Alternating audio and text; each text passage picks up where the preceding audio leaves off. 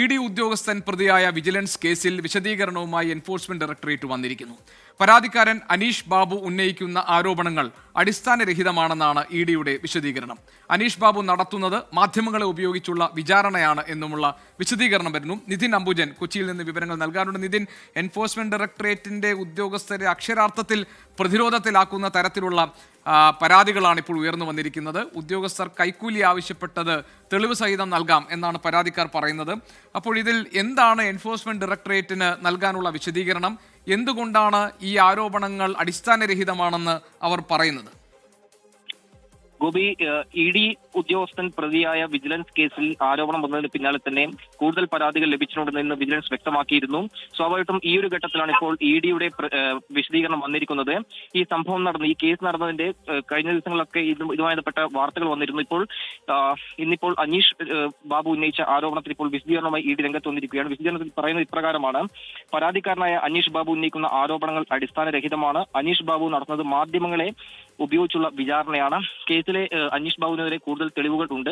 അങ്ങനെ ഒരു വഴിതിരിച്ചുവിടാനുള്ള നീക്കമായി തന്നെയാണ് ഈ ഒരു മാധ്യമങ്ങളെ ഉപയോഗിച്ചുള്ള ഈ ഒരു വിചാരണയെ കാണുന്നതെന്നാണ് ഇപ്പോൾ ഇ.ഡിയുടെ വിശദീകരണമായി രംഗത്ത് വന്നിരിക്കുന്നത്. പ്രതിയായ ഇ.ഡി ഉദ്യോഗസ്ഥനെ സംരക്ഷിച്ചുകൊണ്ടുള്ളൊരു വിശദീകരണമാണ് ഇപ്പോൾ ഇ.ഡിയുടെ ഭാഗത്തും വന്നിരിക്കുന്നത്.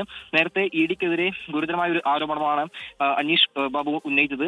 ഇടനിലക്കാരൻ വിൽസൺ ഫോൺ വിളിച്ച് പണം ആവശ്യപ്പെട്ടു. ഇതിൽ വിൽസണ് ഇ.ഡി ഉദ്യോഗസ്ഥരുമായി അടുത്ത ബന്ധമുണ്ടെന്ന് വ്യക്തമാവുന്ന ചില തെളിവുകൾ വിജിലൻസിൽ കൈമാറിയിരുന്നു.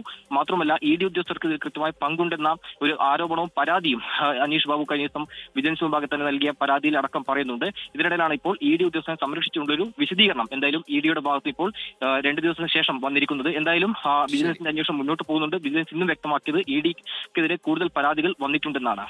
ശരി, ഏതായാലും ഇ.ഡി ഉദ്യോഗസ്ഥൻ പ്രതി ചേർക്കപ്പെട്ട കേസിൽ ഇതിൽ പരാതിക്കാരന്റെ ആരോപണങ്ങൾ അടിസ്ഥാനരഹിതമാണ് എന്നൊരു വിശദീകരണമാണ് എൻഫോഴ്സ്മെന്റ് ഡയറക്ടറേറ്റ് ഇപ്പോൾ നൽകിയിരിക്കുന്നത്. ഇ.ഡി ഉദ്യോഗസ്ഥർക്കെതിരെ ഉയർന്നു വന്നിരിക്കുന്ന ആരോപണങ്ങളിൽ വിജിലൻസിന്റെ അന്വേഷണം ഉണ്ടാവുകയും അതിൽ നടപടികളിലേക്കൊക്കെ കടക്കുന്ന ഘട്ടം ഉണ്ടായിരിക്കുന്നു. സംസ്ഥാനത്തെ ഒരു അന്വേഷണ ഏജൻസിയും കേന്ദ്ര അന്വേഷണ ഏജൻസിയും തമ്മിലുള്ള തർക്കം അത് സ്വാഭാവികമായും രാഷ്ട്രീയ സ്വഭാവമുള്ള പ്രശ്നങ്ങളായി മാറാൻ പോകുന്നു എന്നതിന്റെ സൂചനകൾ കൂടി ഇതിന്റെ ഭാഗമായിട്ടുണ്ട്.